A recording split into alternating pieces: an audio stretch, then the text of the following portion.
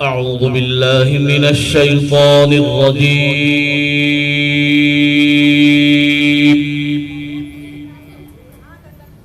بسم الله الرحمن الرحيم.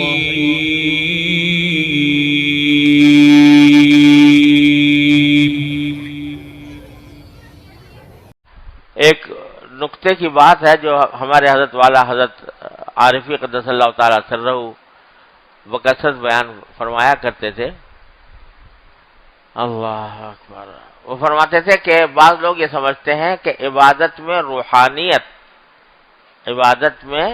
روحانیت اس وقت آتی ہے جبکہ یہی ذوق و شوق ہو، مزہ آئے، کیف آنے لگے، عبادت کے اندر ایک ذوق پیدا ہو جائے عبادت کا، اور عبادت کے اندر دل لگے، مزہ آئے، لطف آئے، کیف محسوس ہو، تو یہ روحانیت ہوگی. تو ہمارے حضرت والا رحمۃ اللہ علیہ فرماتے تھے کہ یہ خیال بالکل غلط ہے. روحانیت تو ہر اس عمل میں ہے جو اللہ جل جلالہ کے حکم کی اتباع میں کر لیا جائے، کسی بھی کیفیت کے ساتھ کر لیا جائے، لیکن اتباع میں کر لیا گیا، اللہ تبارک و تعالیٰ کے حکم کی اتباع میں، نبی کریم صلی اللہ علیہ وسلم کی سنت کی اتباع میں عمل کر لیا گیا، تو بس وہ روحانیت ہے. اور اس کی ایک مثال حضرت دیا کرتے تھے کہ ایک دو آدمیوں کا فرق دیکھو. ایک آدمی ہے کہ جو ریٹائرڈ زندگی گزار رہا ہے، یعنی کوئی ذمہ داری اس کے اوپر کسی کام وغیرہ کی نہیں ہے، ریٹائر زندگی گزار رہا ہے، کوئی ذمہ داری نہیں، کوئی کام نہیں، سارا دن گھر میں ہی گزار رہا ہے. تو وہ کیا کرتا ہے کہ نمازوں کا بڑا اہتمام کرتا ہے.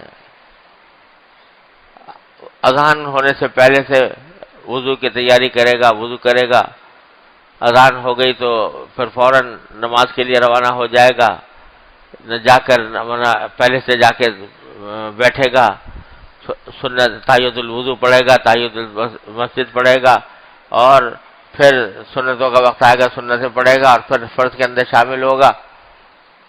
تو اب چونکہ سارے دنیا سے کٹ کر اپنے آپ کو مکمل عبادت کی طرف متوجہ کر لیا ہے، تبتل الیہ تبتیلا، بالکل نہ کوئی لینا ہے نہ دینا ہے، نہ کوئی ذمہ داری ہے، نہ کوئی کام کرنا ہے، بس ذہن ایک ہی طرف لگا ہوا ہے کہ نماز میری صحیح ہو جائے.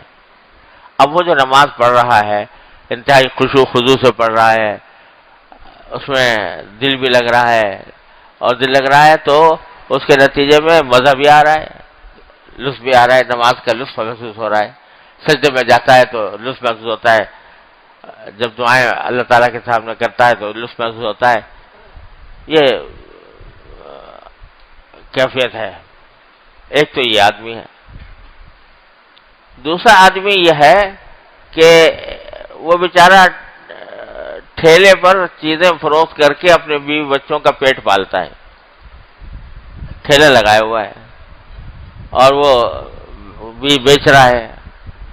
اب وہ ٹھیلا جو ہے جب اچانک نماز کا وقت آ گیا، اذان کی آواز آئی، تو جلدی جلدی اس نے گاہکوں کو نمٹایا اور ٹھیلا لا کر اس نے مسجد کے قریب کہیں کھڑا کیا، جلدی جلدی سے وضو کیا، وضو کر کے جماعت میں شامل ہوا. اب دل کہیں اور دماغ کہیں دل کے لگا ہوا ہے کہ میں ٹھیلا وہاں چھوڑ کے آیا ہوں. کبھی وہ جو گاہکوں سے بات چیت ہو رہی تھی اس کے خیالات آ رہے ہیں، کبھی یہ خیال آ رہا ہے کبھی کوئی ٹھیلا اٹھا کے نہ لے جائے، کوئی اس کے اندر سے چوری نہ ہو جائے، یہ خیالات آ رہے ہیں. اور پڑھ رہا ہے، مگر پڑھ رہا ہے نماز، اللہ تبارک و تعالیٰ کی بارگاہ میں کھڑا ہو گیا ہے.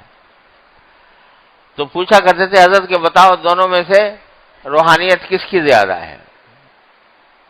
بظاہر تو روحانیت اس شخص کی زیادہ ہے کہ جو پہلے سے مسجد میں آیا ہے، تحیۃ الوضو پڑھ کے، تحیۃ المسجد پڑھ کے، اور باقاعدہ نماز کی طرف دھیان کر کے اس کا لگا ہوا ہے، دن رات اسی طرف متوجہ ہے، کوئی دوسرے خیالات آ نہیں رہے، اس کی روحانیت زیادہ ہے.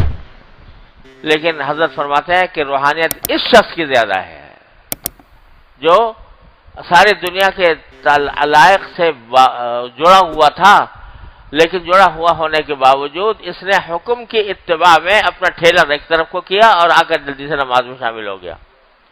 اتباع کیا.